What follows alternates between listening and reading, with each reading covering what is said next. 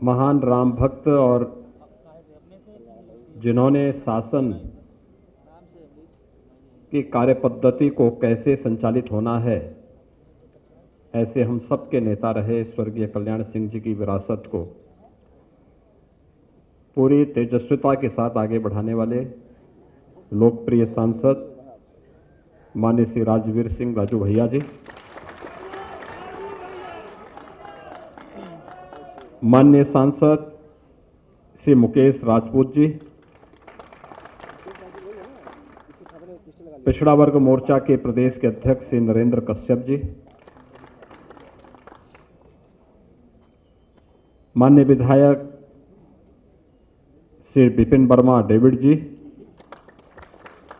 श्रीमती बिमलेश वर्मा जी, आज के इस कार्यक्रम में उपस्थित सभी माननीय विधायकगण,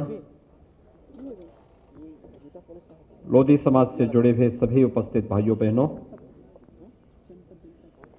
आप सभी लोग प्रदेश की राजधानी लखनऊ में आए हैं। मैं आप सबका हृदय से अभिनंदन करता हूं, स्वागत करता हूं।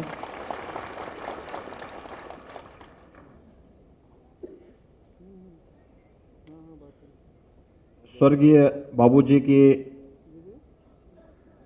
अंतिम संस्कार के कार्यक्रम में और उनके ब्रह्म भोज के कार्यक्रम में मुझे जाने का अवसर प्राप्त हुआ था। लोक नेता और जन नेता कैसा होता है, यह उदाहरण देखना है तो स्वर्गीय बाबूजी के साथ उमड़ा हुआ जन सैलाब इस बात का उदाहरण रहा है।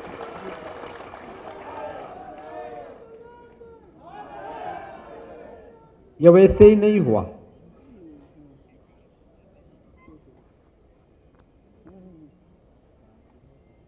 स्वर्गीय बाबूजी का पूरा जीवन देश और धर्म के लिए समर्पित था। यह सच है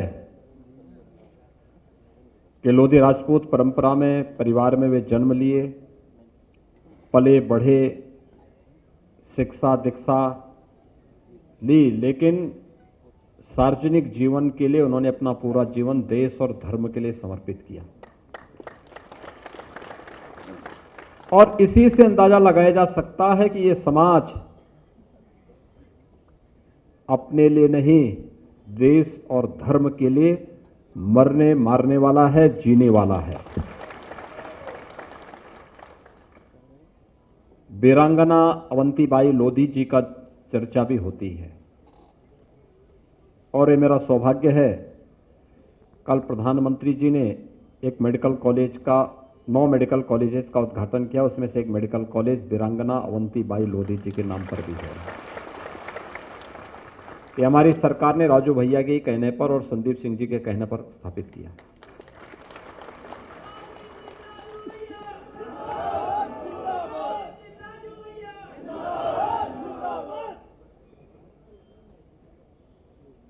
एटा में कोई मेडिकल कॉलेज की बात करता था क्या? कभी नहीं। लेकिन आज मेडिकल कॉलेज बना है। स्वर्गीय बाबूजी की भावना थी और राजू भैया ने कहा कि नहीं, यहां बनना ही है। भाइयों बहनों, आज वहां मेडिकल कॉलेज का कल लोकार्पण का कार्यक्रम हुआ है।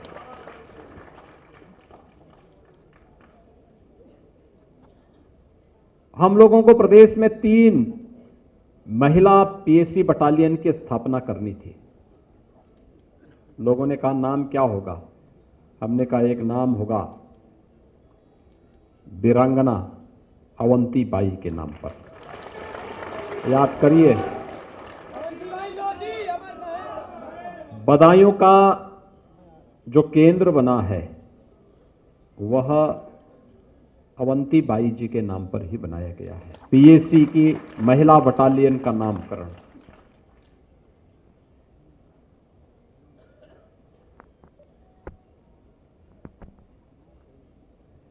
जब स्वर्गीय बाबूजी के नाम पर किसी भवन के नामकरण की बात आई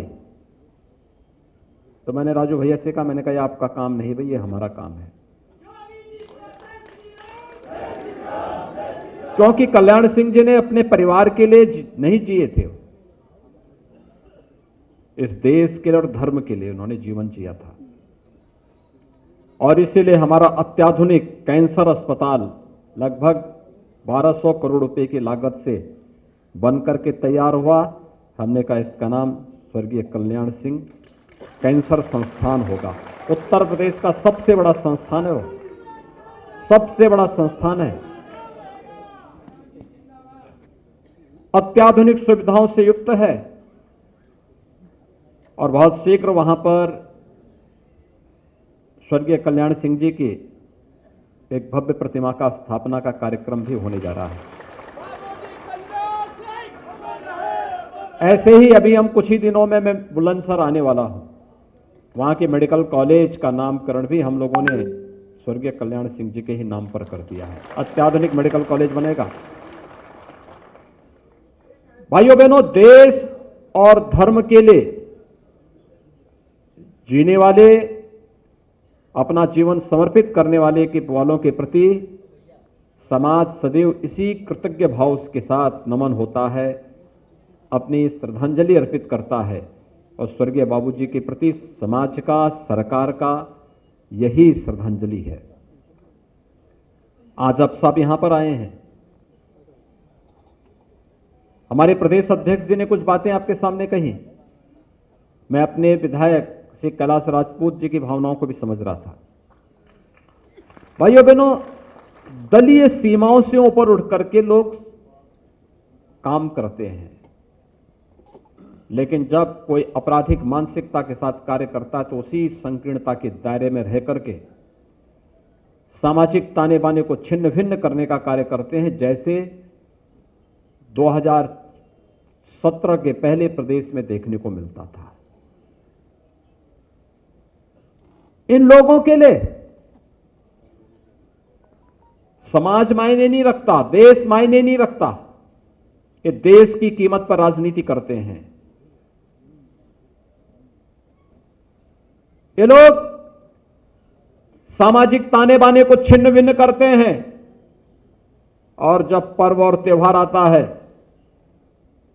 तब दंगाइयों को प्रोत्साहित करके कर्फ्यू लगाते हैं। यही तो होता था 2017 के पहले प्रदेश में। तब हर तबका परेशान था, क्या नौजवान, क्या किसान, क्या बहन बेटियां, क्या समाज का प्रबुद्ध जन, व्यापारी हो या कोई भी समाज का व्यक्ति हो, हर एक व्यक्ति तबाह होता था, परेशान होता था। 2017 में हम लोगों को जो व्यवस्था मिली, प्रदेश की एक जर्जर व्यवस्था मिली, बिगड़ा हुआ प्रदेश मिला। लोग कहते थे कैसे होगा, हम कहते थे प्रधानमंत्री के रूप में मोदी जी हैं, उनका मार्गदर्शन है,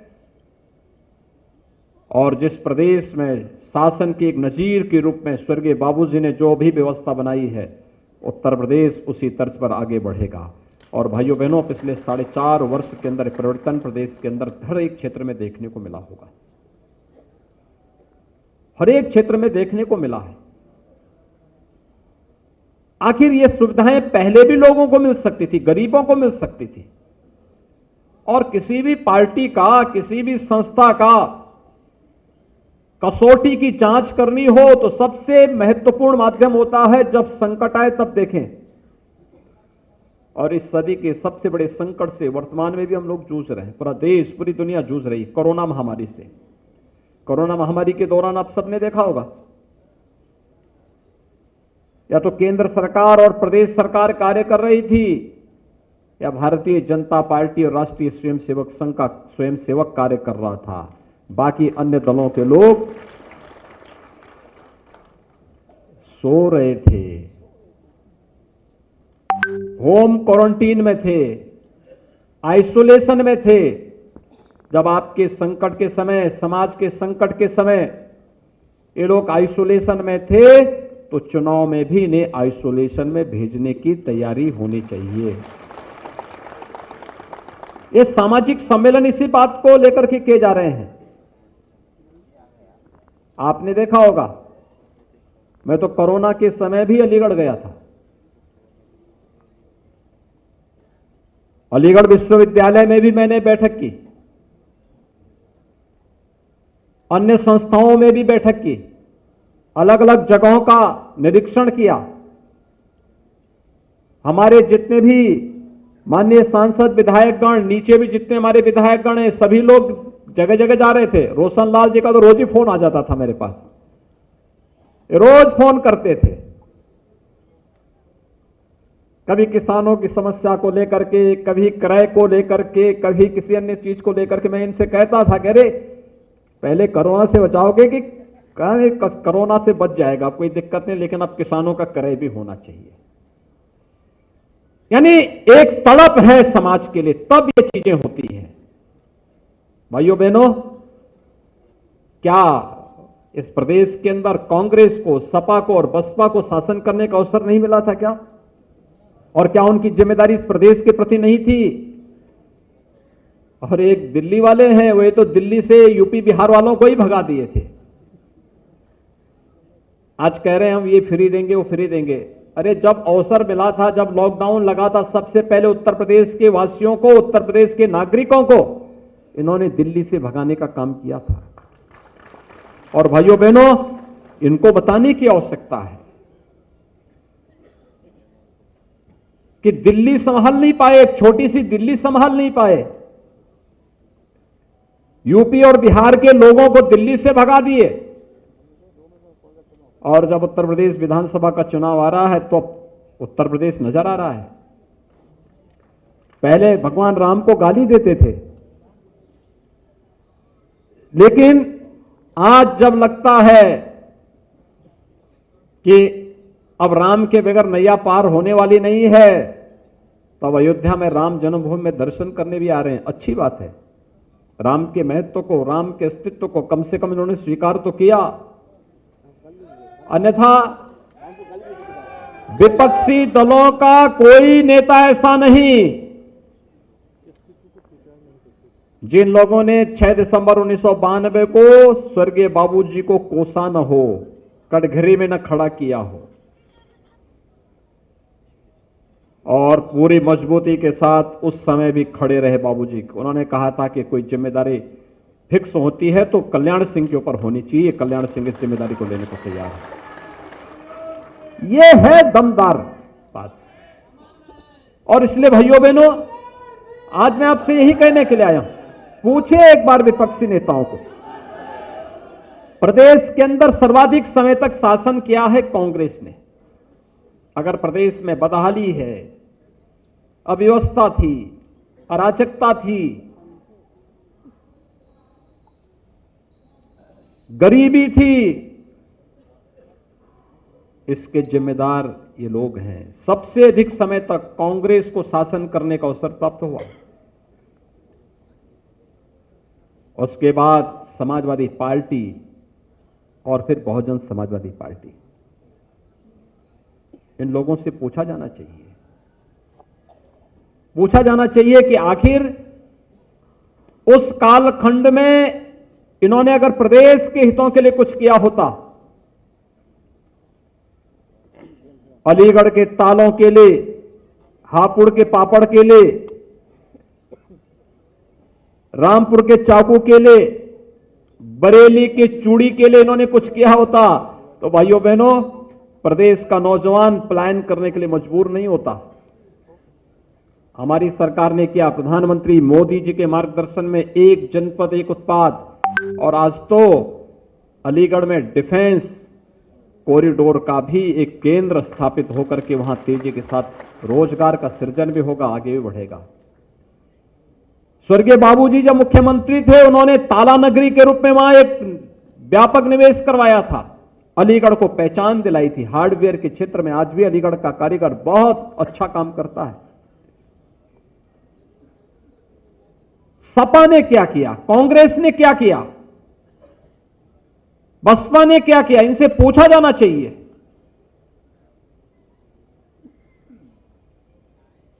एक एक जनपद की उत्पाद को आज प्रमोट करने का कार्य हो रहा है।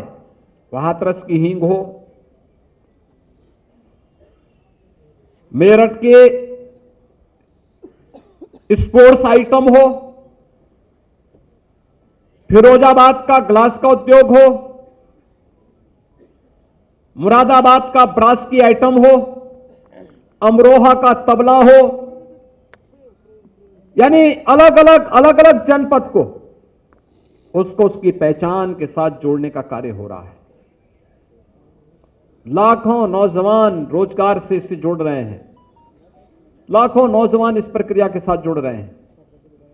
विकास एक नई ऊंचाइयों तक आगे बढ़ता हुआ दिखाई दे रहा है और इसीलिए यह कार्य पहले भी हो सकता था। विश्वकर्मा श्रम सम्मान में आपने देखा होगा, विश्वकर्मा श्रम सम्मान में परंपरागत हस्तशिल्पी और कारीगरों को, वह लोहार है, राजमिस्त्री है, कारपेंटर है, स्वर्णकार है, हलवाई है, मोची है, धोबी है, यानी ये गांव में निवास करने वाला जो गांधी जी के ग्राम स्वराज की परिकल्पना को साकार करता है, इन सब के निश्चित प्रशिक्षण के दौरान निश्चित मानदेय, फिर इन्हें बैंकों के साथ जोड़ना, फिर इनको जोड़ने के साथ इनकी आजीविका को बढ़ाना, इनके स्वावलंबन के पथ पर अग्रसर करना। माटी कला बोर्ड के माध्यम से आपने देखा होगा गांव गांव में मिट्टी के दिया मूर्तियां मिल रही हैं। ये काम चीन क्यों हमें देगा? हमारा कारीगरी ये काम करेगा, हम उसको कला देंगे, हम उसको तकनीक देंगे, हम उसको डिजाइनिंग देंगे और हम उसको आगे बढ़ाने का कार्य करेंगे। गांव समृद्ध होगा, पैसा गांव में रहेगा, गांव समृद्ध होगा। यही तो कार्य सरकार ने किया है। कानून व्यवस्था की स्थिति को बेहतर किया गया, तो कानून व्यवस्था की बेहतर स्थिति ने निवेश बढ़ाया, रोजगार दिया। आज हर तबके के नौजवान की नौकरी लग रही है, सरकारी नौकरी लग रही है, यानी जिस क्षेत्र में नौकरी लग रही है। पहले क्यों नहीं लगता था? पहले ये नौकरी को एक परिवार और एक खानदान क्यों अपनी गिरवी मान लेता था? आज तो कोई नहीं कर सकता। आज तो नौकरी पूरी पारदर्शी प्रक्रिया के साथ संपन्न हो रहा है। प्रदेश का नौजवान नौकरी पाएगा, प्रदेश के अंदर अपनी ऊर्जा और अपनी प्रतिभा का लाभ देगा। आज हो रहा है। पहले गरीबों को मकान नहीं मिलते थे, जाति देखी जाती थी, क्षेत्र और मजहब और मत देखा जाता था।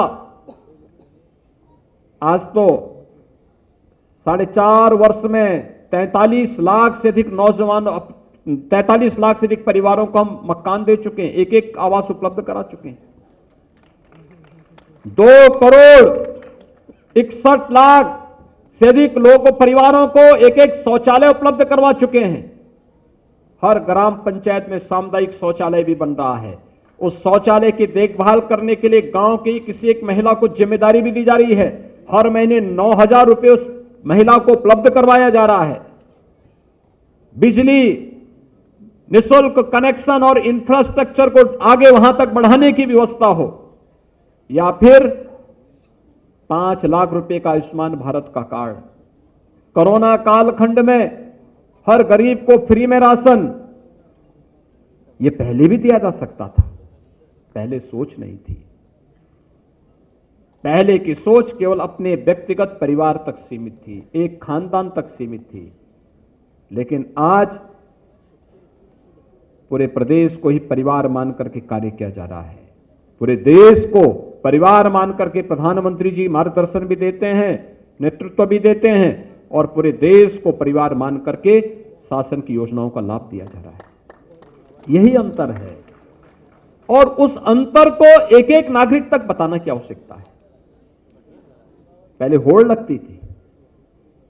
किस बात की होड़ लगती थी? होड़ इस बात की लगती थी कि कौन कितनी अवतार की पार्टी दे देगा, सरकारी आयोजन हो जाए। आज तो नहीं होते। अगर हमारा सेकुलर स्टेटस है तो सबके लिए समान होगा। पहले पर्व आते थे, होली आती थी, दीपावली आती थी, विजयादशमी आती थी, दुर्गा पूजा आती थी, जन्माष्टमी आती थी, शिवरात्रि आती थी, रामनवमी आती थी, कर्फ्यू लग जाता था, पर्व और त्योहार मनाने ही नहीं देते थे। एक तरफ कर्फ्यू, दूसरी तरफ प्रशासन का डंडा। आस्था को कैद करके रह जाते थे। आज तो ऐसा नहीं। आज तो आपकी आस्था के सामने कोरोना भी पस्त हो गया है। आपने देखा होगा, जैसे विजयादशमी आई, कोरोना समाप्त, बड़े भव्यता के साथ विजयादशमी के आयोजन हर जगह हुए। दीपावली आ रही है, कोरोना लगभग समाप्ति की ओर, और पूरी भव्यता के साथ दीपावली का आयोजन हर्ष और उल्लास के साथ, उमंग के साथ हर प्रदेशवासी मनाएगा। भाइयों बहनों, हमें देखना होगा पहले जो लोग थे वे क्या करते थे, कैसे करते थे, किस मानसिकता के साथ कार्य कर रहे थे। अभी मैं देख रहा था औरैया में हमारे लाखन सिंह राजपूत जी आए हैं, वहीं के हैं। एक विज्ञापन चला सपा का कि मैं आ रहा हूं, और वहां पे समाजवादी पार्टी के एक पदाधिकारी ने वहां 8 लोगों का अपहरण करके जबरदस्ती वसूली करना शुरू कर दिया। तो लोगों ने कहा, अरे क्या विज्ञापन का मतलब यही है? उन्होंने कहा, हाँ, मैं आ रहा हूं का मतलब अपहरण, गुंडागिर्दी, लूटपाट, अराजकता, प्रदेश के अंदर अव्यवस्था और दंगाइयों को फिर से प्रोत्साहन कर देना। भाइयों बहनों, ये नहीं हो पाएगा। प्रदेश अब बदल चुका है। याद करिए, हमारी सरकार आई 2017 में, हमने पहला काम क्या किया? किसानों का कर्ज माफ किया। मैं बहन और बेटियों की सुरक्षा के लिए एंटी रोमियो स्क्वाड का गठन किया। प्रदेश के लिए हम लोगों ने नई नई स्कीम के साथ हम आगे बढ़े थे। और समाजवादी पार्टी की सरकार 2012 में जब बनी थी, उसने क्या किया मालूम है? पहला काम क्या था? राम जन्मभूमि पर आतंकी हमला करने वाले आतंकवादी के मुकदमे को वापस लेने वाली कार्रवाई को प्रारंभ करना।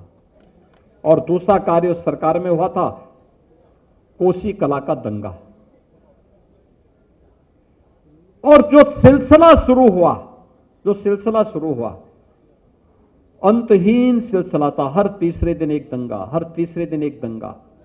कोई पर्व और त्योहार नहीं मना सकते थे, कोई अपने को सुरक्षित नहीं कर सकता था। और ये तो समाजवादी पार्टी के साथ चस्पा है। एक 2005 की घटना है। मैं एक बार अलीगढ़ में गया था। अलीगढ़ में रामनवमी के दिन एक दंगा हो गया था,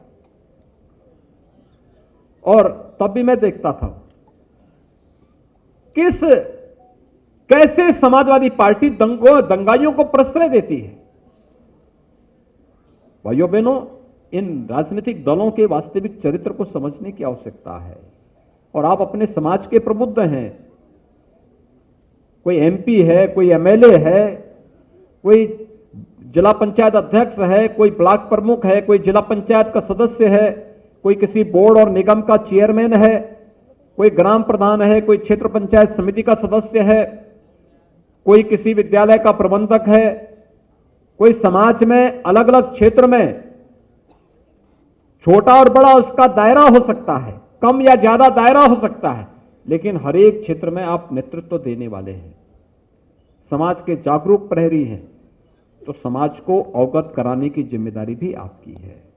ये प्रदेश स्तर का सम्मेलन है। इतनी भारी संख्या में आप लोग आए हैं, कितनी भारी संख्या में, मुझे लगता है पूरा चारों तरफ भरा हुआ है। इस सभागार को इस रूप में भरा हुआ मैंने इससे पहले नहीं देखा।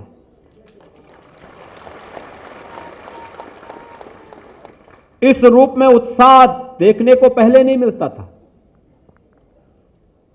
लेकिन स्वर्गीय बाबूजी के संस्कार, वीरांगना अवंती बाई की राष्ट्रभक्ति, और भाइयों बहनों, उस परंपरा को आपके वर्तमान नेतृत्व जिस रूप में आपको आगे बढ़ाने का कार्य कर रहे हैं, आपकी जिम्मेदारी बनती है एक एक परिवार के पास, एक एक गांव, एक एक परिवार के पास जाकर के अवगत कराना। और अभी से तैयारी, 2022 की तैयारी, ये चीजें अगर हम लोग करते हुए दिखाई देंगे तो समाज का भी देश का भी और धर्म का भी कल्याण होगा, सबका कल्याण होगा। सब लोग एक अच्छी दिशा में आगे बढ़ेंगे, सुख और समृद्धि की दिशा में आगे बढ़ेंगे। और उस सुख और समृद्धि के मार्ग पर आगे बढ़ने के लिए हम सब प्राण प्रण से कार्य करेंगे। इस विश्वास के साथ आप सभी, दीपावली के पहले हर व्यक्ति व्यस्त होता है, कोई खरीदारी के लिए, कोई अपने घर की साफ सफाई के लिए, कोई खेती बाड़ी के दृष्टि से व्यस्त रहता है। और आपका समाज तो वैसे भी खेती किसानी पर बहुत ध्यान देता है, बहुत ध्यान देता है। और भाइयों बहनों, समाज की चेतना को जागरूक करने में मातृभूमि की भी रक्षा करता है, मातृभूमि की भी सेवा करता है, और मातृभूमि की सेवा के साथ ही राष्ट्रभक्ति के साथ भी अपने को आगे बढ़ाता है। ये दोनों गुण उसके साथ कूट कूट करके भरे हुए हैं। इसलिए इस सभी व्यस्तताओं के बावजूद आप यहां पर आए हैं, आपका मैं एक बार फिर से अभिनंदन करता हूं, स्वागत करता हूं। आप सबको दीपावली की मंगलमय शुभकामनाएं देते हुए मैं आज के इस सम्मेलन में स्वर्गीय बाबूजी को विनम्र श्रद्धांजलि अर्पित करता हूं। वे आज हमारे बीच में नहीं, लेकिन उनका कृतित्व निरंतर एक नई प्रेरणा प्रदान करता रहता है, एक नई प्रेरणा, एक नई ऊर्जा देता है। और उस ऊर्जा के साथ सभी को जुड़ने की आवश्यकता है। आप सबके प्रति मेरी शुभकामनाएं। धन्यवाद। जय हिंद।